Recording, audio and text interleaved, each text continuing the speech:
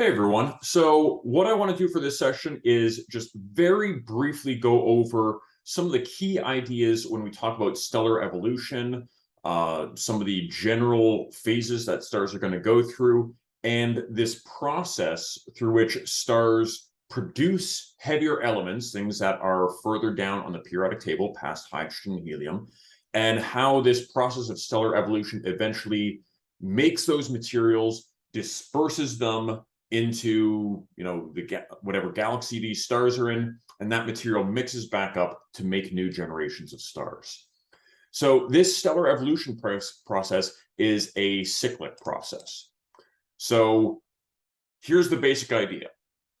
We're going to have these giant clouds of dust and gas that are in space. When we talk about these clouds of gas and dust in space, by any comparison with things on Earth, space is a vacuum. But there is still a little bit of gas and dust in interstellar space. And when some of these gas clouds start to collapse under gravity, that's when stars are actually going to be born. Those stars, well, they're going to start as main sequence stars. They're going to be fusing hydrogen into helium in their cores. But eventually, certain stars, and especially higher mass stars, are going to start fusing more and more heavier elements. Once all of the hydrogen in the core has been converted into helium, that star is going to start fusing that helium into carbon. And if it's a heavy enough star and has a high enough core temperature and pressure, it might fuse carbon into oxygen, oxygen into neon, and start filling out more of this stuff on the periodic table. So the nuclear fusion in stars produces these heavier elements.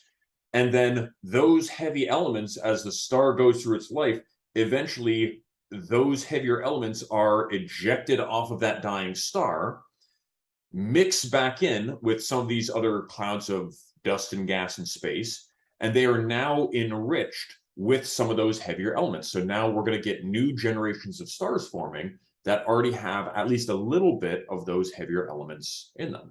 This is where that 2% of heavier elements comes from. When we talked about some of the properties of stars, where stars are primarily hydrogen helium, about 3/4 hydrogen, 1/4 helium, and then 2% other stuff. That 2% came from these earlier generations of stars that fused, that in their cores went through this fusion reaction that produced elements heavier than hydrogen and helium, ejected those materials, and then those materials eventually formed in new gas clouds to form new generations of stars. Now, a term that is going to be rather important for this section is nucleosynthesis. Let me write that one down.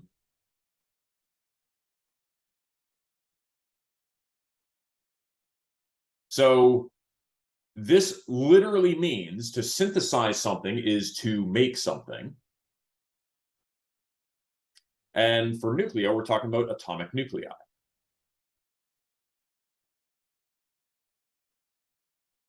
So when we talk about nucleosynthesis, we're talking about stars through this fusion process producing heavier atomic nuclei. And this is both going to occur in the cores of stars and in the supernova events that mark basically the deaths of higher mass stars. These cataclysmic explosions where can actually produce a lot of those heavier elements as well.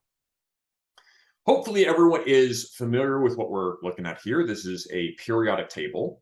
So for chemistry, periodic table, well, we have these different elements like hydrogen, helium, carbon here, oxygen, iron, gold down here.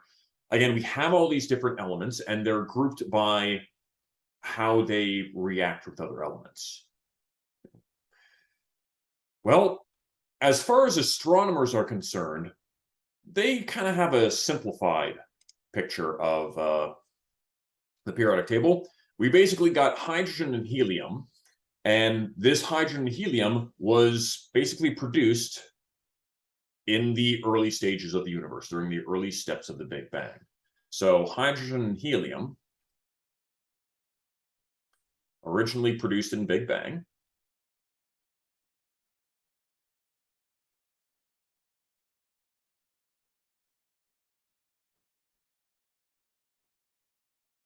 And again, later on in the course, when we start talking about galaxies, large-scale structure, and eventually the universe as a whole, we're going to be talking a lot more about the Big Bang and some of these processes that actually produce that hydrogen helium. When we talk about heavy elements or metals, so heavy elements or metals are things further in the periodic table, things past hydrogen, helium. And these are produced in star cores, basically produced by stars, either in the cores of those stars, the fusion reaction that's going on inside the cores of those stars, or during these supernova events. Those are the two primary ways that these heavy elements are produced. So let's talk a little bit about this cyclic process in just a little bit more detail, and then we'll be, in the next couple of sessions, we'll be talking about star formation, the evolution of low mass stars, the evolution of higher mass stars, how those compare and contrast with each other, and the different types of dead stars. What is the final stages of some of these types of stars? But let's talk about this just, generally to begin with. So we start with these giant molecular clouds, these regions in interstellar space that have a little bit more dust and gas than other regions. And if we have this large cloud of cold dust and gas, those can start to collapse under gravity to form stars. So these molecular clouds go through gravitational collapse, and we're going to see that they form entire clusters of stars. When these molecular clouds collapse, instead of forming just one star, they form many, many stars.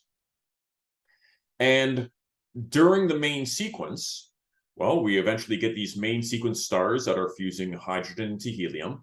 And as those stars age, at first they're fusing hydrogen into helium, but later on, when they run out of hydrogen in their core, they're going to start fusing helium into carbon.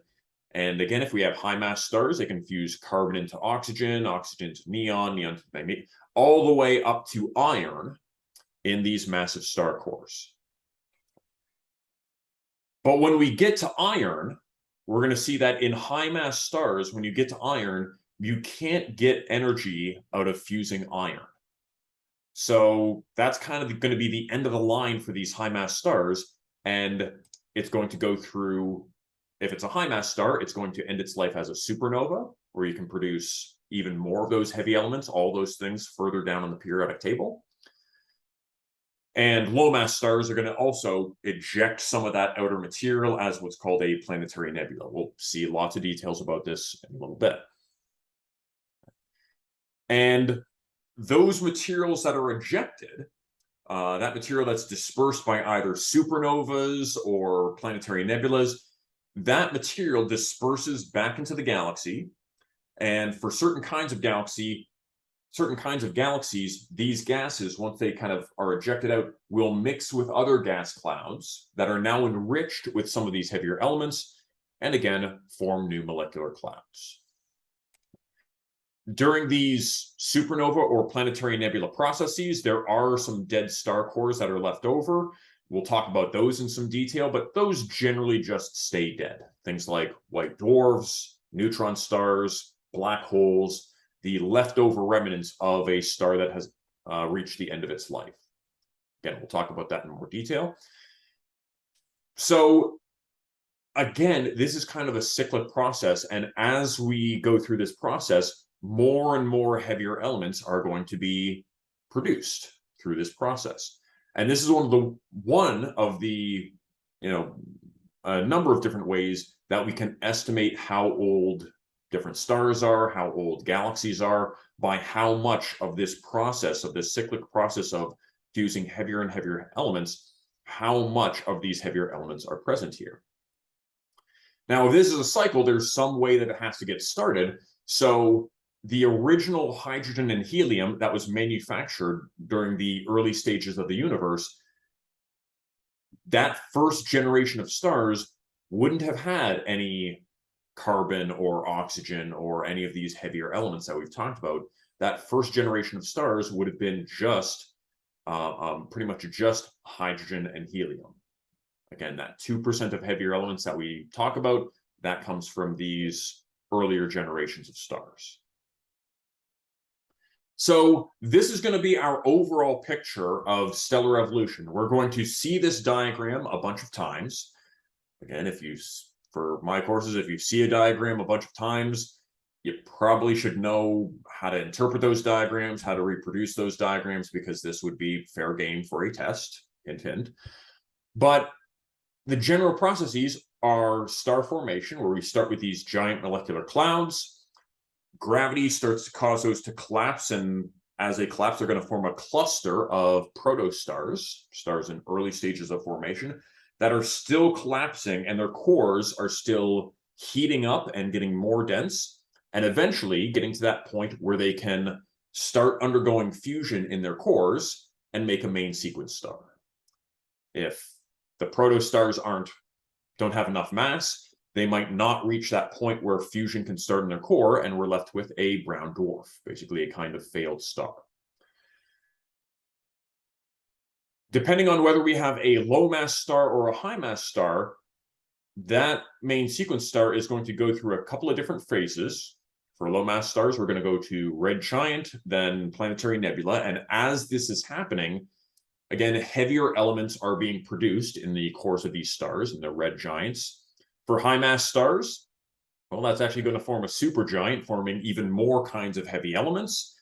And again, for high mass stars, at the end of their lives, they explode as supernovas, and that process also is going to produce heavy elements.